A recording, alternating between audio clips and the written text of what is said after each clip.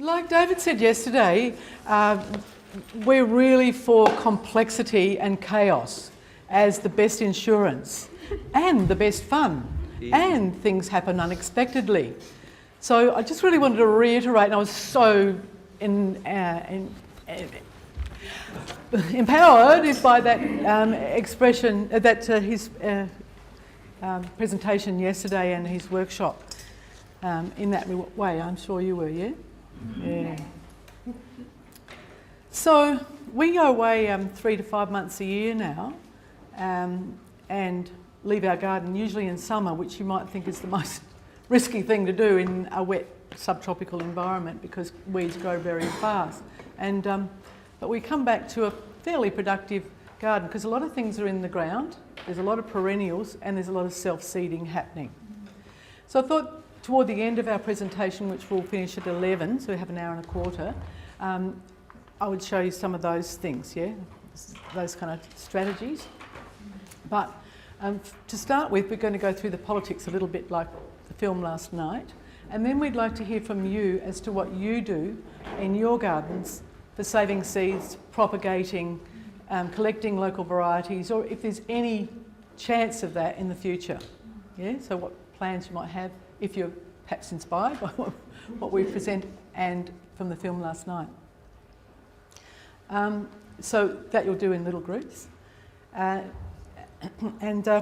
We also wanted to highlight our local seed networks because there's a few here today. Michelle, please. Michel was doing the doors, so I could not do everything. That's good.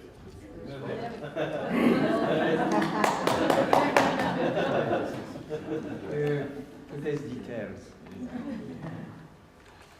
So what have we been doing since we last came to an event like this? We've been, 3.5 years ago, we finished our film Our Seeds and distributed 900 or so copies, Michelle's showing you now, in the Pacific and to various other organisations. So we made it for the people of the Pacific, and then we looked around and we thought, well, we've done that, and that wasn't that enjoyable. Most of our sanity was lost during the editing process. And Michel came up with the idea, he likes filming, but we neither of us like editing particularly. Very few people like doing the edit. Everyone wants to be directing and me behind.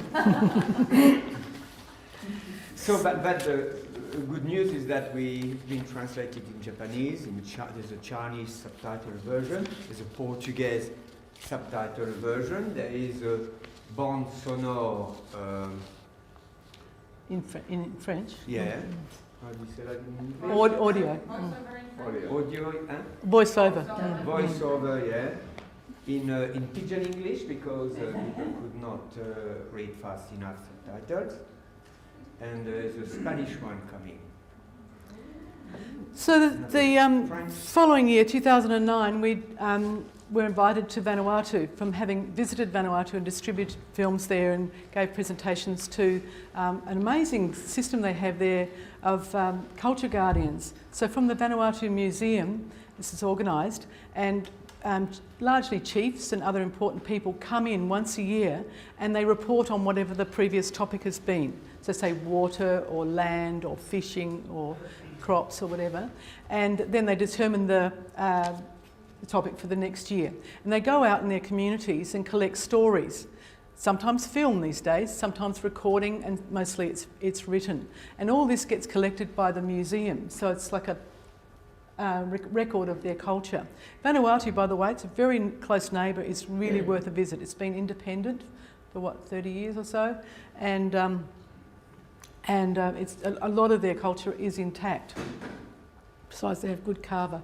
So we're lucky to meet all the coordinators that come once a year, the women apart, then the men come later, you know, well divided.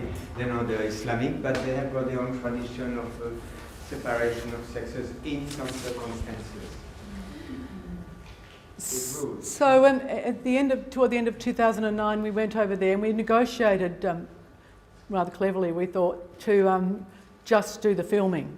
directing, filming, and get the footage in the can. So we did 13 hours in various parts of Vanuatu on a film we called Our Roots, or Nos Racines, because it was done largely in French for a French-speaking audience in Africa and the Caribbean and the Pacific.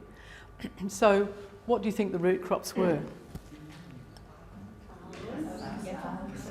Cassava. What did you say? Yams, taro.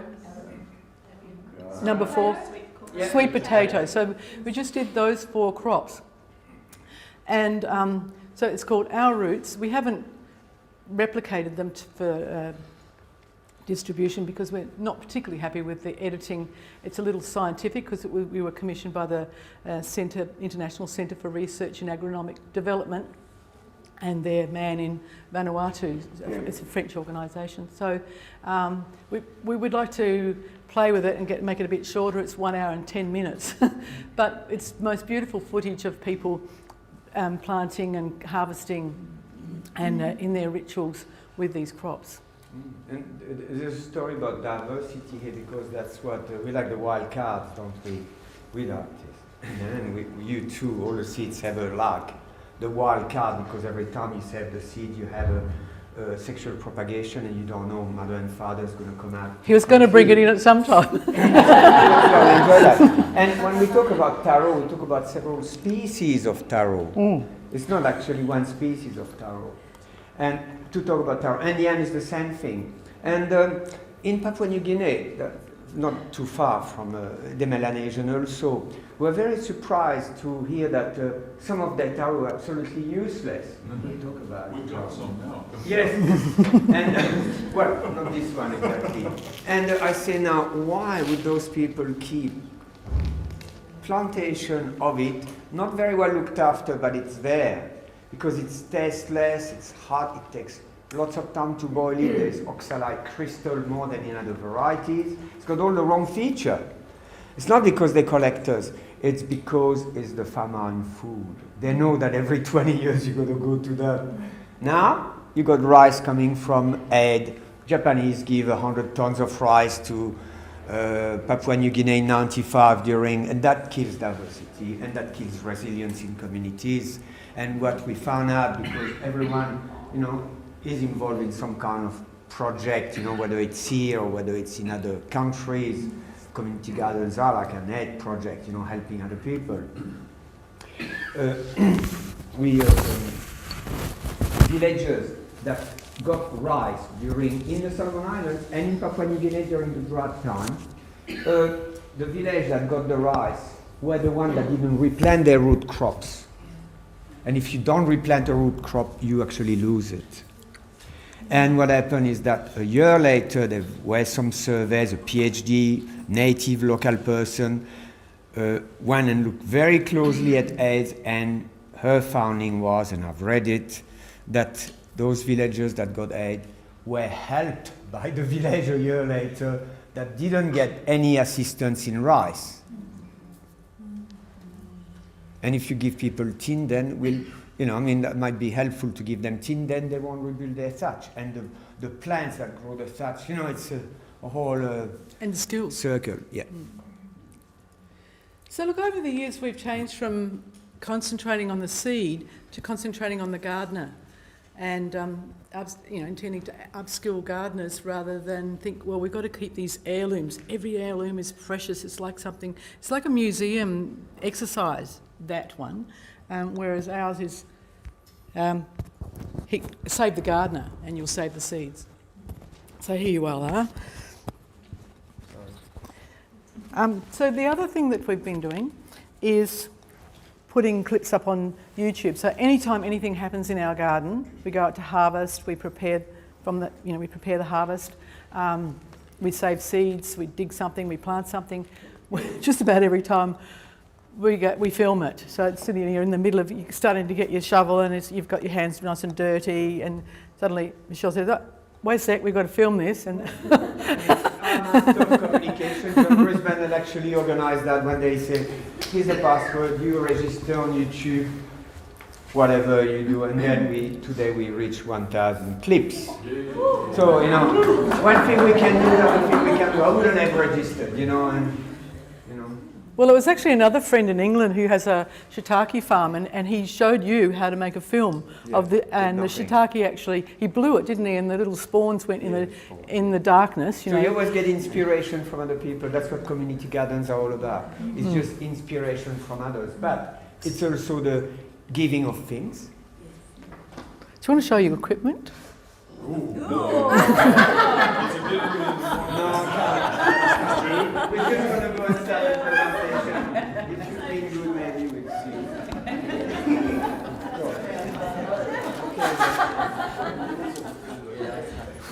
That's the radio microphone, but we got one here. So the radio microphone's this big. I've got one, yeah. That's the other one, like we use here.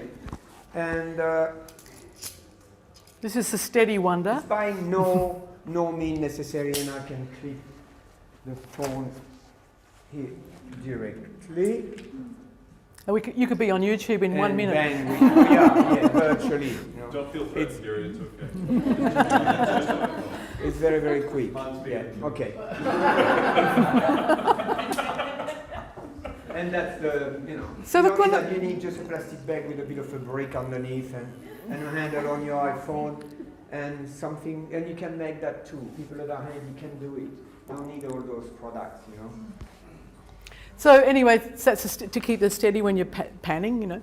Anyway, so 3 years ago we got the iPhone and we went to India at your invitation in Udaipur, and there we were out in the back blocks of Rajasthan, and every village we went through, we noticed we were online, and that's when we realised you could post to YouTube wherever you are, even in the deepest of India.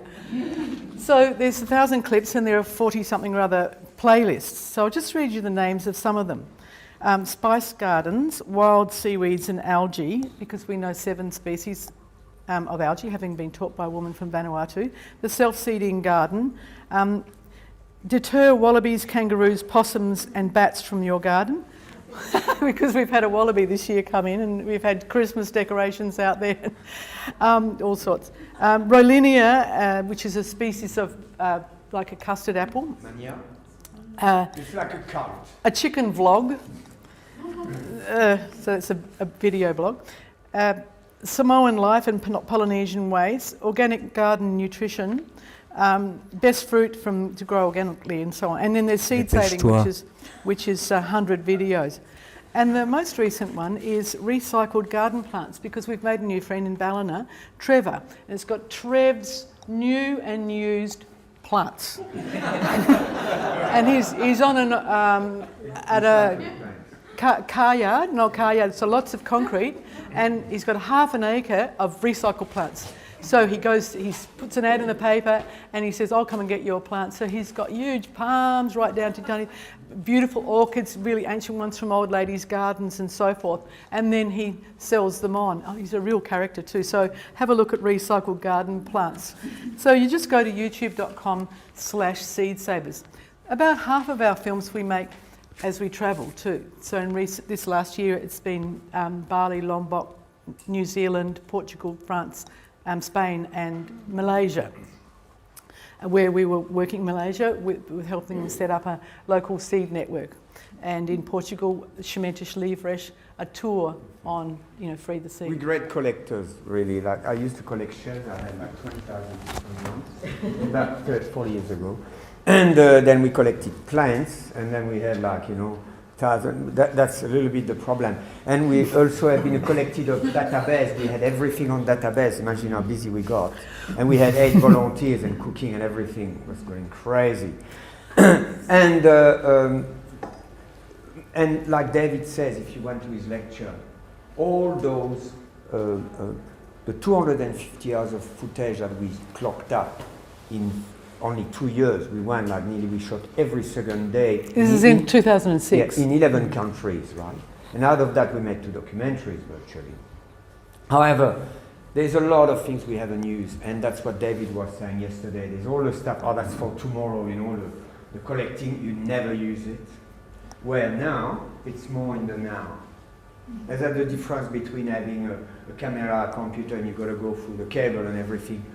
this one is gone very quickly. I'm sure there's something definitely wrong with YouTube and all of that. Have we sold this to you? We're actually representatives Yeah. from.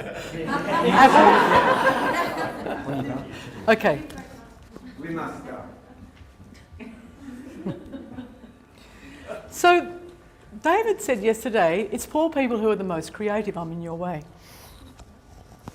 How will we do this? Whose way will I be in? No, you need to see my mouth, I think.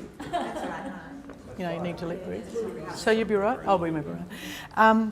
And he said, poor people are the most creative. And I thought, well, I always think that you eat best in poor people's houses. I mean, the most delicious meal I've had in recent times has been in a tiny, tiny village way up. We had to catch a local bus up tiny, tiny roads. And everything they served with, they'd grown, you know. The oil crops, the dal, the chapati they made from sorghum, actually, and so on, the vegetables. And bread too? And they had bread it. So it's not just that it's fresh, it's not just that it's local, it's not just that it's organic, it's not just that it's biodiverse, they bred it themselves too. So that's why where we try and get when we travel. Up remote mountain valleys generally. Can you see her face? No, not at all. She's all right. Bad, actually. She's in Rajasthan and she's bad. And you can see there's something happening that she's got all the white corn here, and I say take a picture and she chose that. And she was putting all of that aside and she made actually a cross in the middle, and I've seen the same thing with in India, or in another part of India with Tibetan refugees. That's in our film, Karma Dharma. And she also did the same kind of choice. Selecting the red because they want to replant the red because they love colors, they love diversity, indigenous people love that. So where do we breed our crops from? Where did we 10,000 years ago and less? Get it, we got it from the wild. And so whatever we're eating are bush foods from somewhere. You know, it's not just Australia that has bush foods. So for example, in New Guinea, there's wild bamboo. What's this lady's name? Tutai. Yeah. She went red dogs not because she's a collector of wild. Hasn't got a corn. Wild food, wild men, and wild pandanus. So here's a species of pandanus, Victoriana, that long fruit is very fatty. There you are. You cook it and it's very oily. So she only has it perhaps once a year. You know, we have some of our things in our garden only once a year. Wild ficus. Mollison, Jude was reminding me that Mollison that we visit regularly just said 2 years ago, in my garden I have a little bit. A lot of little things. A little bit of a lot of things, sorry. That's right. So you never have a glut virtually, and you eat diverse. So the pineapples are smaller and chunkier. The pit is like an asparagus, a plant that grows. You know it? Yes, you know it. No. And wild fern collected along the beach. So when we were in Dili in East Timor about 10 years ago, these kids were just out on the shoreline collecting ulva, you know, sea lettuce. In India, this is a collection of the tribal people, the Solagral tribal people, made to show us both cultivated and wild plants. That like amla, that's the fruit there. You know, the amla, the famous, medicine for food. And Indians are really knowledgeable about their Vedic foods, their wild medicines. And this is an example along the side of the road. What are they called? Mish, they can't actually read the bottom. That's why it was a bit closer. People can't read, and all of the writing's along the bottom. So then, of course, where do crops originate? For example, maize, South America. And the kind of maize you see there is completely different to ours. It's chunky, it's irregular, it's smaller, although there's many, many types. And, yeah, so much more rustic. See this one? Sangre de Cristo, Christ's blood. That's the name of the... Viens plus près de moi. And so Karma Dharma, Michel was mentioning earlier, the Dalai Lama had prescribed that all Tibetans go organic. You have to talk into my chest.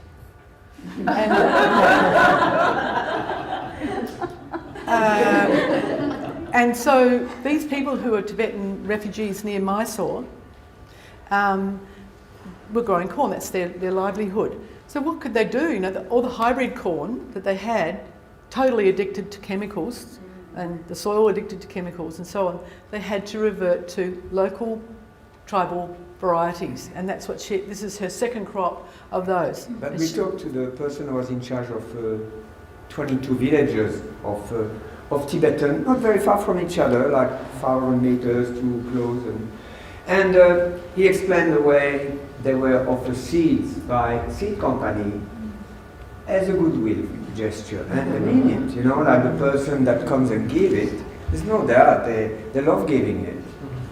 But it comes from the top, you know, I mean, they're doing a job, they go and give seeds, they get a nice cup of chai and they're a little hero. And they might do it twice in a row, and then they give them a little bit of spray just to try to see what it's like, you know, a bit of a herbicide. And it continues. That's the treadmill we're talking about. Yeah. And it's certainly not evil or anything like that. But the top is a little bit more calculating. So here's a plate of beans. So if you got some of those beans, you could work out which work in your garden.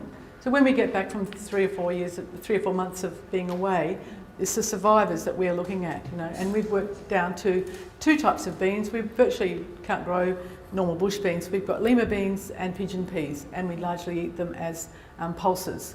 We do have a few cowpeas and occasional broad bean, and we have lots of peas, but I can't seem to get beans to grow very well in our coastal warm environment. So, you know, I've given up on adapting most of those beans to us. So, of course, in these small-scale crops that we're particularly interested in, it's women who are generally the guardians. So we worked in East Timor, and of course arid crops are a challenge. Yeah. So there's an enormous difference between Indonesia, between Bali and the rest of Indonesia, and Lombok, Flores of Sumbar, and Timor in terms of climate and dryness. Yeah. It's like Darwin. So this is a couple of shots now from markets in East Timor. So diversity is your insurance policy. We found one woman was selling all these beans, like maybe 10 beans, or peas, cowpeas.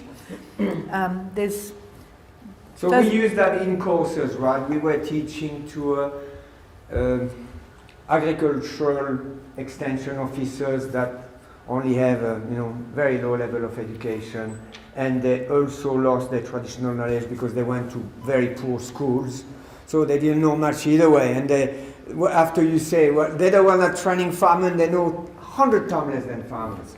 So we say, listen, you got everything in your possession, like I would say to a community garden, don't look any further, don't look at seed companies, even if they sponsor the event.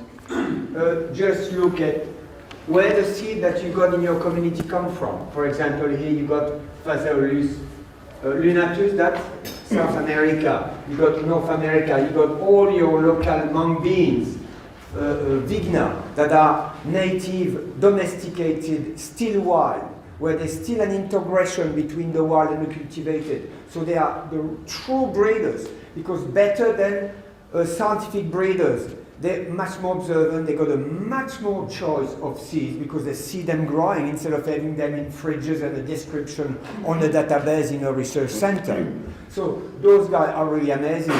And you will introduce them a bean from that don't even grow in the area from somewhere else. And that's why the organization we work for at the moment, that pay very well, that was great for seed sellers to actually have some income. That was Caritas. They were very kind, Catholic organization, but they bring seeds from Yates, and from everywhere. And many people would do that, meaning well. So this is what I mean. This is a picture taken on the market. There's a whole mix of different cowpeas.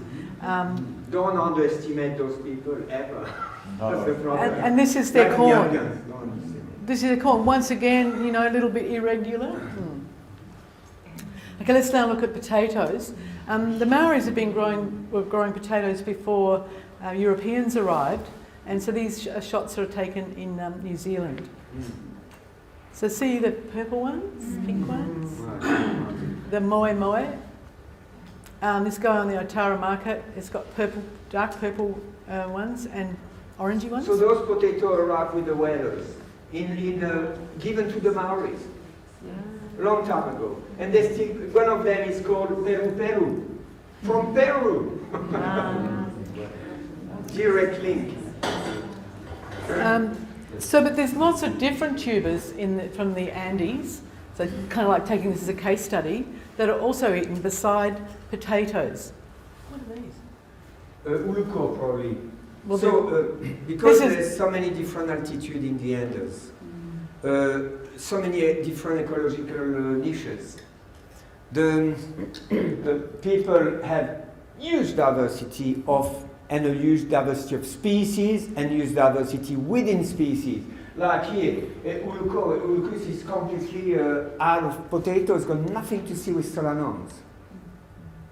But within the Solanon, they have potatoes of different species, of different genus of potatoes that are actually in species. No, different. Varieties. No, different species of them. Of Solanon. Yes. That are suitable to every possible climate, up to 4,000 meters. Has anyone grown tuberous nasturtiums? No. In Northey Street in Brisbane? It's in my back garden. Yeah, I didn't want to take it out. And did they grow okay? They weren't perfect, but there was small tubers. Yeah. According to statistics, Ulucus is the most grown tuber in the Andes, and it's very hard. It's sour. You need to ferment it. That's it's this one. Poor people food. But no, the one before. This one. No, before. That's Ulucus tuberosa. Okay, well that's not Ulucus. That's the tuberous capucine. This one, Nashua. That's the one, the Nashua. Yeah. In acreage and in consumption, it's the largest one, but the taste. But still, people keep it because it can't be too difficult on the taste. You need to feed the family. And it's not toxic. Who's grown this one? This is tuberous oxalis. We've got tubers of everything here. So has anyone grown oca? It's grown a lot in New Zealand. They call them yams. Yeah. Talk to people from South America. Is anyone from South America? Or their parents, or their partners, their friends? No one? You're with me today. Come on.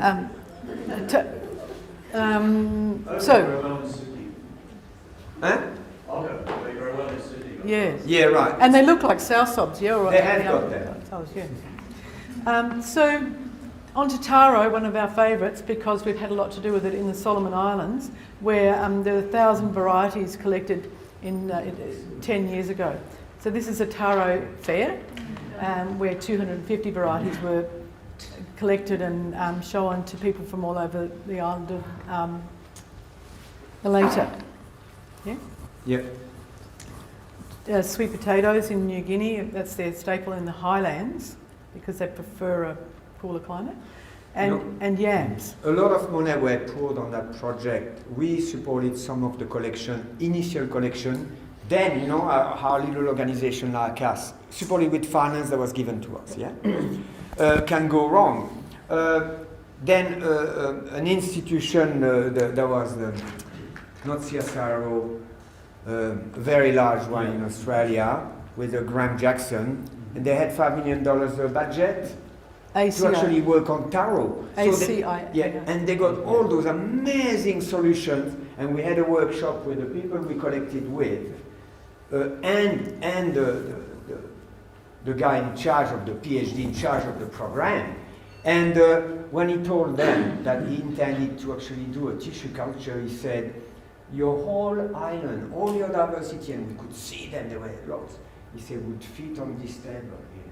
In test tubes. My gosh, they could not believe it. They said, what's going to be in test tube? And then after, a tiny plant someone smart said, how long does it forever? They said, no, every 2 years. You have to to recollect every second year. But replant them. It's totally, and they do the same thing with sweet potato. We've seen some agricultural workers staying with us, coming in Australia to Gatton, in Queensland, where there's an agricultural school, and they teach them techniques that cost a fortune, where all they have to do is to save the seeds of the sweet potato and rediversify. And that's how you the sexual propagation. It's just aberrant. And because we push money we push Monet towards the Solomon Islands because it looks good, doesn't it? And we got everything comes back to us. Sweet Simple. potatoes. And the film we made is about that, actually. Rediversifying The our last roots. 15 minutes of our roots is about rediversification through seed. So let's go on to rice. In our film, Ranja De Silva from Gami Seva Savannah in Sri Lanka, a sustainable agriculture group, says that with modern varieties of rice, you have to eat a plate, but traditional varieties, half a plate is sufficient. And this got me thinking, this is 6 years ago when we filmed him, and I thought, that's possibly why we're all so fat, because we have to eat more food in order to find the nutrition, you know. What we get at the supermarket looks fabulous, but it's not providing us with the nutrition. So more of that later. And so the traditional rices are often colourful, black, purple, red. Lots of people collecting, that's what the Indian did, that's why we went to India, asked by Vandana Shiva, because they were only concentrating on rice in India, and they were right, because the rice is the most important food. But there are rice other, and chili you've eaten. there are lots of other grains that they eat, especially in marginal areas like sorghum and lots of different millets. There's foxtail millet on your right, and another one, canarium millet on your left. And by the way, that's a school visiting. A seed fair. It's a panchayat, in a panchayat, it's those... Local self-determination. John? The local self-determination, the local governments. Like a village council. Explore. And these are the kind of women who grow those kind of crops with their finger millet up on the top right. You're standing in the way. And this is a little local community seed bank. And this is not just for the camera. This is what they wear to go out and scrabble around the dirt and pick up the rice. Goddess dressed for the ball. And these are the people feeding the sorghum to their cows, and they'll hand feed the animal that they breed. Yeah, they choose mother and father. They connect all of that. And in comparison to the diversity of beef we have, where it's more, the genetic has been, you got one father that serves millions of cows, very different. And those people are the keeper of diversity. So we're going on to bananas now, because that's one of the things that have been domesticated in our zone, the Pacific and Southeast Asia, or near neighbours. There are several crops in Australia that you're already aware of. I know macadamia, New Zealand spinach. It's been in French, for example, catalogues in the 19th century. There's relatives of rice and chickpeas and sorghum out there in Australia that they use for breeding. Yeah, tobacco also, soya bean, did you say that? Yeah. Okay, so East Timor. So here we go.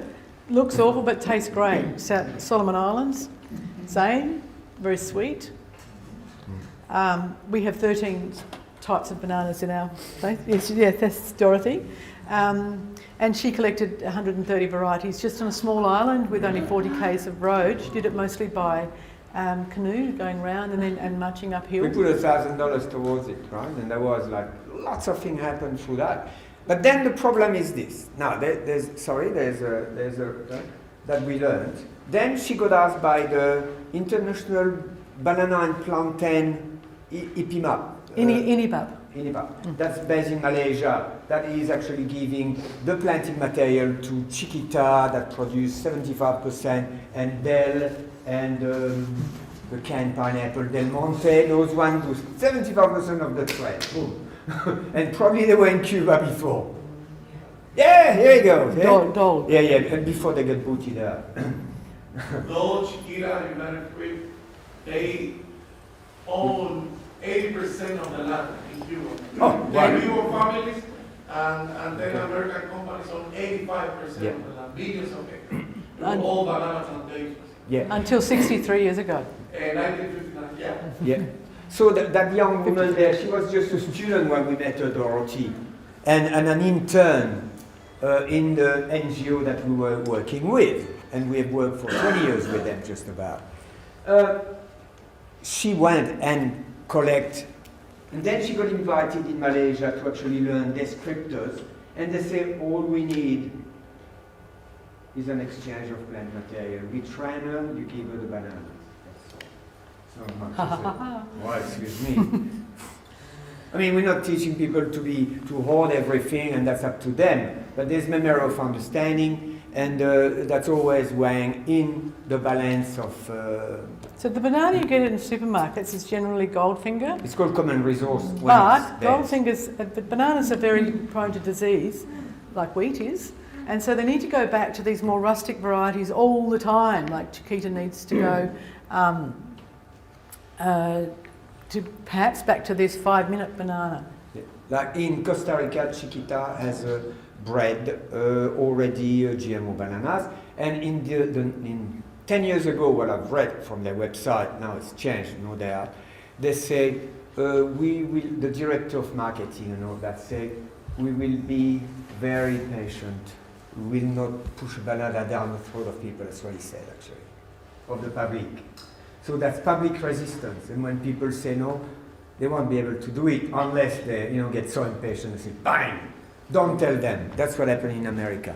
People eat GMO, they don't know it. That's what happened here too. So have you seen bananas that go upward? When, most bananas come down. Yeah. These troglodyterums are, or fei, or soa, in Samoa they're called soa, grow upward, and they're always fat, and they're entirely different species of musa. By the way, musa is the word in Aramaic for banana. So a lot of botanical names are the local native name. In in Lombok, a month ago, 2 months ago, we pointed out to a tree. What was it? And a fruit tree, and the guy. I used the botanical name to describe to Jude because I didn't know the name, and the man said the same name. He said, "That's our word," So right, many times it happens, many times. So in Palau, in Micronesia, they found this karat banana, which is, they've tested it and they've kind of made it a famous banana in the banana circles. Not the permaculture banana circles, but has 10 times the provitamin A and carotene versus a Cavendish banana, which is the second one beside Goldfinger that's used. Ella Engelberger found out about that. American living in. So you can imagine that perhaps the banana breeds would be interested. So colourful plants are chosen. For example, purple carrots. Hi, Jen. Now, how many people have grown purple carrots? Quite a few of you have had the rainbow carrots, yeah? Very commercially in Tasmania. Right. Well, carrots were domesticated. They're a bush food of Afghanistan. Yeah. I like to say that often. Bush food. And this guy there has got a cauliflower field, and that's pretty new in Afghanistan, cauliflower, very high price. And he was really proud to tell us, really, I hardly say anything, that he puffed up like that, and he said, we use insecticide and all of that, like those. We have to talk to him later, really. And that's the role of the agricultural scientists that we were, and the teachers that we were presenting and teaching. We also did secondary school in Afghanistan in 2002 and 3. 2 and 3, just after Bin Laden left. So we went to a restaurant where they said, I used to sit here. Right. In Herat. No kidding. They said that was his headquarters where you eat now. Of course, the most poshest place. I'll stop. These are the stories. So here we go. So this is in the shop in Herat, in Western Afghanistan. They're mostly purple or blue or black carrots with some yellow and Cauliflower behind. and this is the little store where you get your carrot juice, your purple carrot juice in the street. The man rolls his little trolley around, and you get that. It's expensive. Only the rich, really, the people with motorbikes and stuff like that do it, or with chauffeur. And that costs about like 10 cents or something. So it's not like the carrots you buy here. They've all got characters. See, I left this slide. I thought yesterday, you've all seen orange carrots before, but there are some red ones amongst it, and they're all different sizes. And that's just how it is. Do you ever go for the apples with the spots on them because you think, well, if the insects like them, then I probably like them? Well, it's another story, but quickly you can repeat it and research it. Yeah, research and repeat. Lots of leaf vegetables, when they get attacked, it's been tested. There's a number of people have done that. Universities, they found out that there's a pesticide response. The plant produces more pesticide, and then also the green, the antioxidant that comes in, which that we'll see are later. richer when the plant is attacked by insects. What's that? We'll see that in a minute. Oh. Okay, so yellow carrots, you've grown yellow Forgot. carrots. This is in Iran, we took this shot. So it's now trendy, isn't it, to have, and this is an FAO photo, yeah? So they love showing diversity. So Asgrow was bought by Monsanto, and now it's selling in India, this shot. Chantenay carrots. That one was in Colombia. Oh, sorry. And we nearly got, I was with NGO, and they said, Michel, let's go now, please. You can see those guys there. Big BASF, one of the 6 biggest pesticide corporations in the world there. Really big signs and whole, and a big guy in black with guns, with, like the FARC, and FARC present everywhere. You could see signs written, you think, oh my gosh. And those guys got scared out of me being nosy, because they say, no, we live here and I'm aware of it. You don't want to create trouble for those guys that are locals. So the Chantenay carrot, was that invented by Monsanto or the French or the Afghanis? These are questions. That's Monsanto. Asgrow is a company Yeah, I that... said that. Yeah, pardon? So while you're in the Andes, do you want to tell this story? Yeah, because I was there. Yes, yeah, those guys had no clue that they could actually sell the seed of their carrots, because they always have harvested all their carrots together at once, so they never let them go to seed, never let one even, because they very preciously sell everything, it's high valued on the market. And when they found that out, there was enough. They said, this is it, we're in business. So what this guy there, Javier, will do is go to the network Red Decemias in Ecuador and Colombia. He's going to Colombia too, and Peru. That's his job now, to actually find traditional variety that are in the Andes, that arrive in the very early days, because they are villages. But because people live in altitude, you never know what this village got at 3,200 meters altitude in a valley that got 3 houses. How would you know? That's why we should not say, oh, we'll bring seeds. Those poor people, they have got most everything, actually. So this is a shot in our garden. This is quite easy to produce your carrot seeds. They just got mount to seed, and the middle one is the best, the queen, right in the centre, often with these plants that produce seed heads, that you get the biggest amount, the best seed in the centre. And one of our son's friends, he's doing his carrot umbel meditation. 15 years ago. Cleaning the seeds. So let's look at onions now. How are they propagated? So they were domesticated in Afghanistan and that area also. Pamir, in the northern Tajikistan and so forth. And they're reproduced by seeds and by offsets. And so the Egyptian walking onion. So we got a clue about this in Cuba actually 17 years ago. People were saying that you can reproduce celery and beetroot and cabbages by offsets off the side. And fennel does this too. So you just take the little plants that sometimes grow around the edge and reproduce from that. You're nodding. Sounds like you've done it, yeah. It is actually the East German in Cuba, you remember them, of course. They were very friendly because they were exchanging, the communist blocs. And they're the one that actually studied that very, very closely, with the Cubans, of course, but they're the one that published it. And it was very interesting to see all the different plants, like celery, like Jude was saying, actually planted by cutting in Cuba. So something to follow, you see, if you're local. And if you're just one person and you've got a big pumpkin, something else we learnt with you, Roberto, was from Ferrandini, near the old port in Habana Vieja, that he just cut a slice off his pumpkin, say a quarter of the pumpkin, and he'd leave it in the garden go and cook that and come back, next week and have some more of the pumpkin. In the plant. You live in the plant. Even on the plant, yeah. And what this guy did was, that's in Iran, this picture there in Mashhad.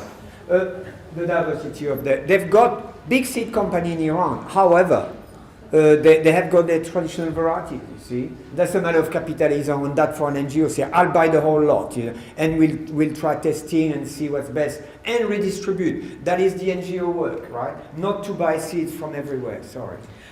So rock melons and watermelons were domesticated in Africa, the bush lived there, and however, Central Asia, and including Afghanistan, is a secondary centre of diversity. Beautiful, isn't it? So it was the season when we got there, and there's just huge amounts. So they've also arrived in Russia about 1,000 years ago with Arab traders. So we've been moving our seeds around, just as an example. We've got a Lima bean at home called the Madagascar bean, so it's made a trip from Lima to Madagascar to our place. And to your place, no doubt. So is Japan the new centre of watermelon diversity? They've got a box. They A got. wooden box, eh? That's all right, why not? So we've convinced you that you should save seeds and be interested in all this. Okay, good. So this is the economy of it all. 10 plants of tomatoes or chilies or lettuce can give you an awful lot of seeds, like 480 seed packs with 50 seeds each and so on. A lettuce plant can give up to 10,000 seeds in one lettuce plant if you have a really, really healthy one. So by all means, buy seeds. Even buy Green Pasture sponsoring this event, but don't buy it twice. Only once. So fasten your seatbelts, there's big changes coming, bad ones. More yield leads, so this is the payoff we've had, but more yield through corporate breeding, we have less nutrition, we'll go into that. Longer shelf life perhaps means loss of taste, uniformity and nutrition. Uniformity means loss of diversity. Here's one, we look at this, the Svalbard seed bank, we'll go into that in a while, and that public taste has been undermined to accept us tasteless and stale but perfect looking produce, and without adequate nutrition in our food we need to eat more, perhaps hence the increase in obesity. So this is the kind of thing that we're up against in nearly every country we work with, is imported food, processed, highly packaged, and these are the kind of people. Even this guy, he's got his Coca-Cola can, you see? In the Huli tribe in That's where we had a seed program, because we had one of them coming to visit us through the Solomon Islands, then they come to Australia, then we just go and run a few courses and let them run, they are very smart people, good hands. And that's why we concentrated, before community garden got very big, it's worth focusing on, we think, now, right? And seed savers to be in every community garden, there's no reason not to have it. But a while back we said, listen, we're wasting our time in Australia, we need to hand feed people all the time. Just go in places, go to India where kids want to learn, they want to do it, and where everyone is assisted, forget about it. This is kind of like a download. Okay, some more. You may have seen this before because I have shown people before, and there's a paucity of these kind of studies. We're going to show you two on brassicas and on apples. Modern breeds versus ancient breeds. Yeah? So back 96, they found that broccoli and Brussels sprouts, which are bred now for bland taste, you're told broccoli is good, a very good vegetable to have, it fights cancer, it does this and that, but you go there and it looks perfect, you take it home, it doesn't taste like much. And my bonsai broccolis taste a lot better than those. This is because they bred out those glucosinolates that Michel was referring to earlier, which repel insects. They don't like to eat the glucosinolates, they're quite bitter, and of course now when you cook these vegetables, cabbage family, they don't have such a strong smell. All related, yeah? So sinegrin and glucoraphanins are the two main glucosinolates, and the second one becomes sulforaphan upon chewing and upon chopping. So sauerkraut releases this glucosinolate. And if you look at the caldo verde, the soup in Portugal that started with garlic, water, nothing Potato. and 3 potatoes, and you got the soup, and a bit of salami right at the end. They cut very, very finely with a very, very sharp knife, leaf of... These ones? this kind of it's all over Australia amongst Portuguese people. You can find it everywhere. They roll all the leaves together and then they shred it and they increase the nutrition. I was thinking, why do you have shredded cabbage in Porto, in Lisbon, in all the villages we went to? They're not stupid.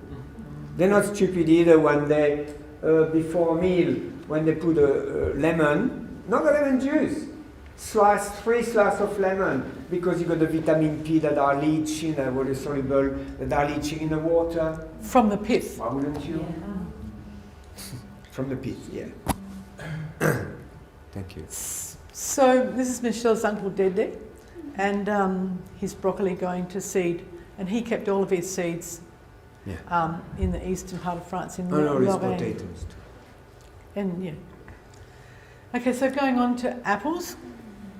These are actually wax apples at the Spotswood Museum in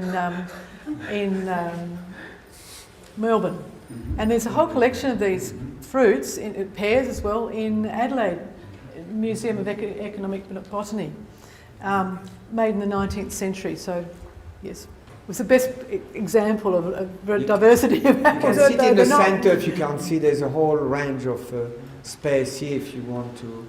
Yeah, sorry. We were very excited when we went to the Australasian Permaculture Convergence in New Zealand in April to meet with Mark Christensen, a person who'd been a hero of ours for some years, since we heard of his study in 2000, beginning in 2000, on 59 apples. And he did it with a university in Christchurch, and then he had the results confirmed by Harvard on the level of flavonoids and in Rennes in France, and polyphenolic acids, which he was trying to find out about medicinal properties in apples. How many apples does it take to keep the doctor away? And he found that in both the skin and flesh, the seedling varieties have, in general, the highest levels. The commercial varieties have least, and traditional varieties have good levels. So you can see those results. It's the New Zealand Tree Crop Association that first started this. And then he's continued, so in particular Monty Surprise was a seedling on the side of the road, and they've continued with another 250 varieties of apples. So when you grow by seed, the root system is deeper, because nowadays, all over the world, you got Jonathan, you got the same kind of breeding that often patented new variety of apples, and they grafted. And they often graft them on the shallow rootstock. Shallow rootstock, so it can absorb more nutriment quickly and more water. And they don't care whether the tree takes 20 years to actually reach its maximum and give you an amazing nutrition. Because you don't sell nutrition. They don't sell nutrition. Woolworth doesn't sell that. Fresh from the fridge, yeah. And therefore we must let plants mature longer, and when they're seedling you have a chance to actually go really deep. There's reason to rootstock thing. I'm not saying we should not graft at all, but we should also think to actually enact and replant by seed, just to try, if we have the space. If you don't have space, use a tub. You know, plant 100 seeds. It's lovely sometimes to have many different fruit trees in one spot. It's interesting.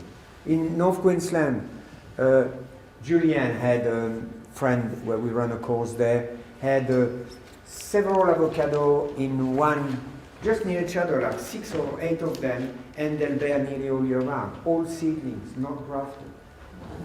I was very happy with it. I copied this from a website on Z-Sweet. Now Z-Sweet is the major breeder of stone fruits, and it's based in California, and it has arrived in Australia 2 or 3 years ago. Have you seen this marketing labels on apricots and plums and peaches? And guess what? They're called Zyga genetics, and they're not genetically engineered, but what they've done is they've bred fruit to have less acid and more, therefore taste sweeter. Vitamins. Have you noticed how the apricots are getting less and less tangy and more bland in flavour? The ones, Yeah, I know. It's awful. I was brought up in Adelaide, you know, where it's apricot heaven. And on apricot, you know that we are used to, in Australia and France, lots of countries, we used to orange apricot. But the best apricot are not orange. And they're the one you find in Afghanistan. I wonder why was given in the 60s. People would be giving you, people are so generous, the Afghans, incredibly hospitable, generous, like maximum. And they'll give you apricot, then they'll sit with you, crack the seeds, and give it to you. We'll be just sitting and eating. Incredibly grateful, because they're the type of varieties and sub-branch of apricots that have got edible kernels. Wow. And you pay the price for that, you don't have the color. Oh, I see it. Huh? Okay. And by the way, Cybergenetic is a family-owned business. It's mom and dad with 3 or 4 very nice kids that all graduated in genetic, in business, in everything. They're really a nice family, but hey, they're screwed. So the alternative is locally adapted varieties. They need less inputs. They're more reliable no matter the climate. They do adapt to climate change because they're so diverse. Yeah, they have more options if it's going to be wet or dry this year. They're longer bearing, so the harvest, they suit polycultures. So somebody was actually saying yesterday, why don't we have a special range of seeds? You, David, for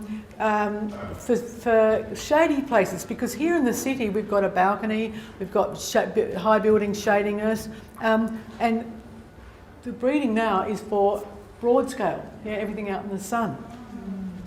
So if something is growing in a polyculture, it's more used to competition and shade and so forth. They're more tasty, and this goes with more nutrition, and therefore they're more filling.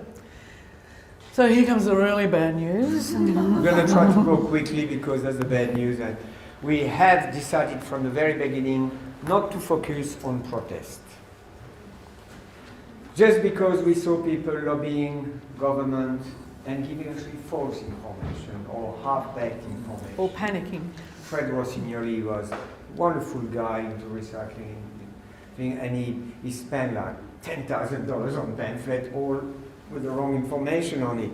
And from him, I've learned something. I said, my gosh, be careful how you lobby and how to do that. And what about getting into action? Yeah, because we had PVR happening in Australia at the same time. And we thought we can scare people, get more members, scare people with a Y2K and say, come and get your box of seeds, seed sellers can do that. We decided not to sell seeds ourselves. And to work on positive stuff and not even teach anymore. We teach very rarely now. That's why we like to have a So lot this is the kind of pedigree you get in these large-scale seed corporations. You notice there's pharmaceuticals, there's British Imperial Chemicals, quite a large institution, iconic even, agrochemicals in the mix. So it's Syngenta.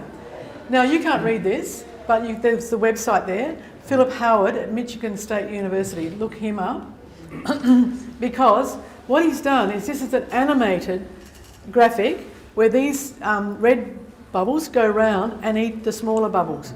So it starts off with those really tiny family seed companies around the outside, and then these medium-sized ones go and pick them all up, and then the big red ones go and pick those up. So Monsanto is the largest, and then DuPont, which has, it's a chemical company. The red is pharmaceuticals.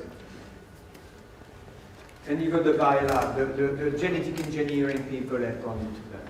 So Philip Howard at Michigan State University has also done an analysis on all the soft drinks ownership. So just a close-up of part of that, Monsanto has taken Seminis, which is a seed company that started in Mexico with the son of the president, and it became the largest vegetable seed company in the world. They made their money on tobacco and supermarket food.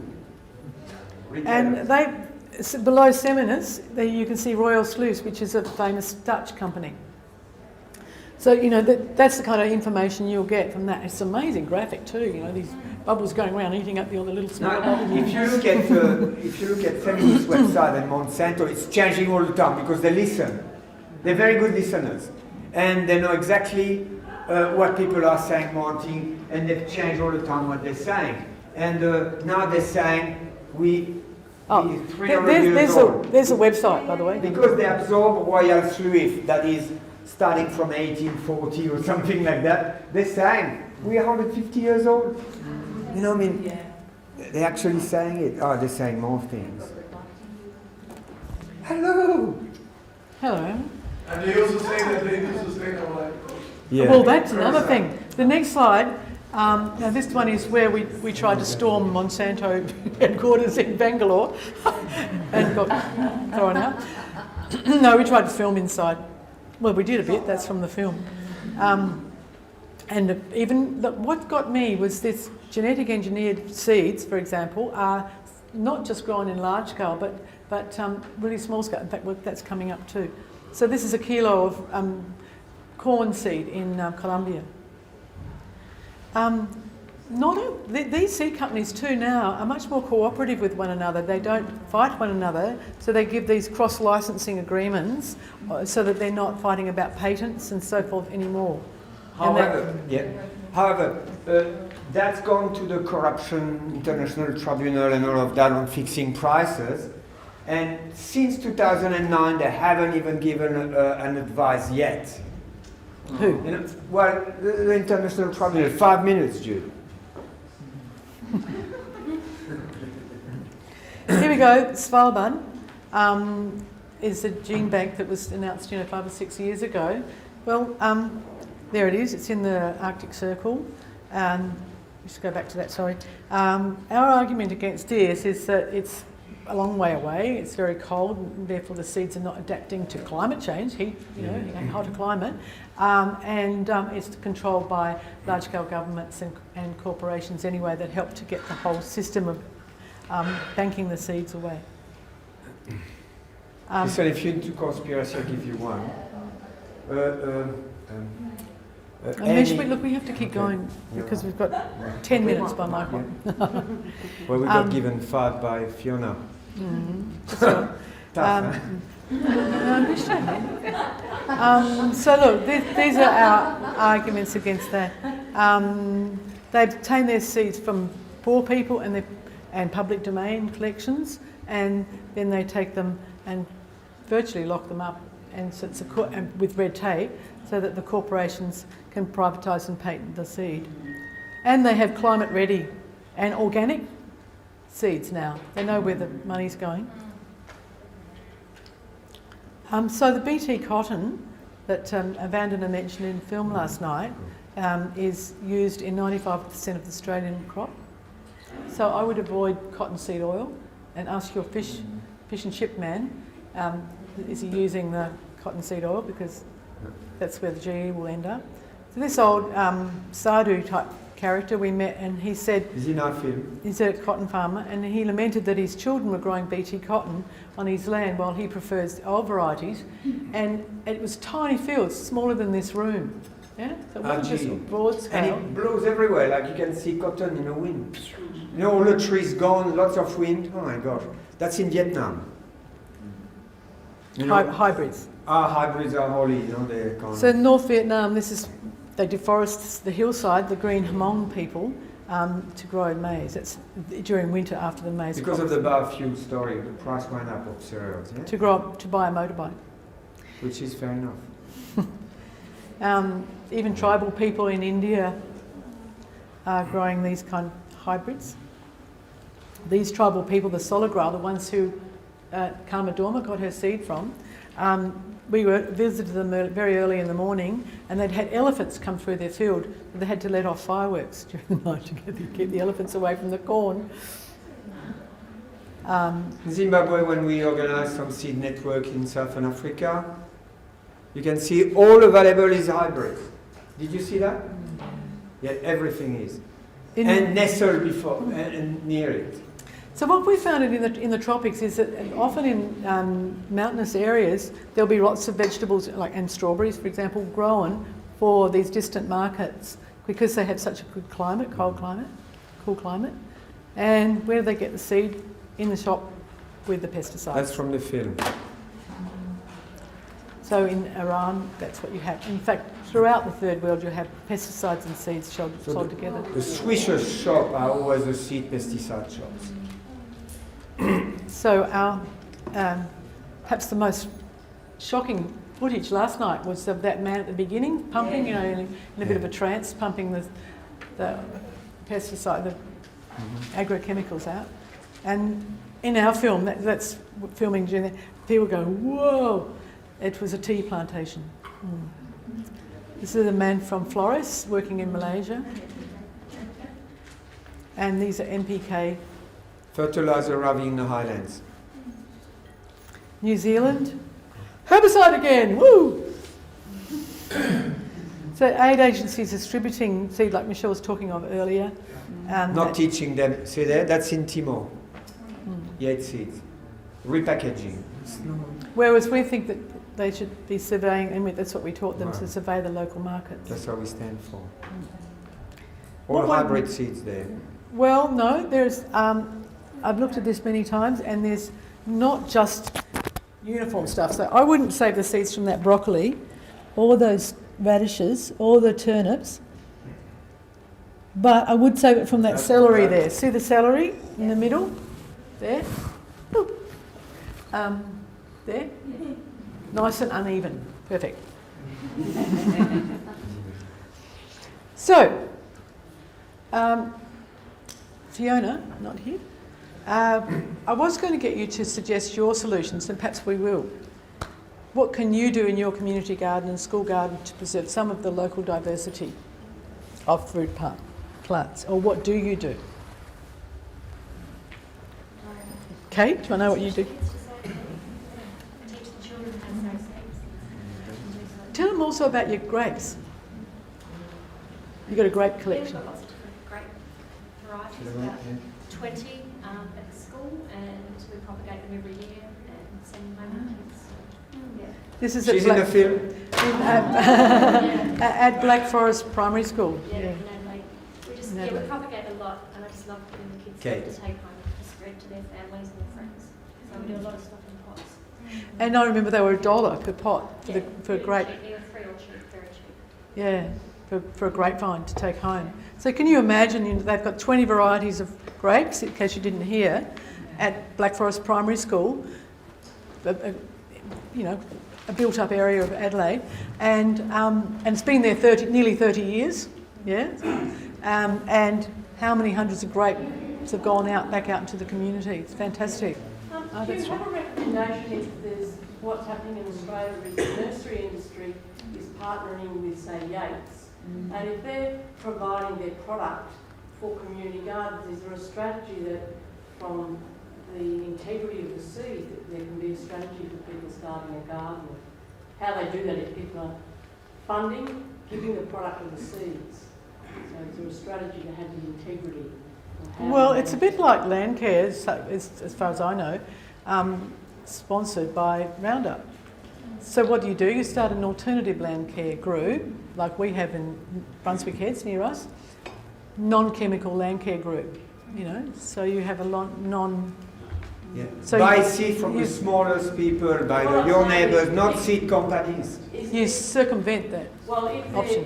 they're going to say, well, we'll give you $5,000, we'll partner with local government, and that's the partnership that gives the community land, that starts the community garden, how can the facilitators accept sponsorship, start the community garden, Yeah, right. but eventually be having that integrity of the seed? Because that will be an issue of how do you overcome. That's a long and moral We should question. refuse their sponsorship. We're not sponsored by diggers, you see.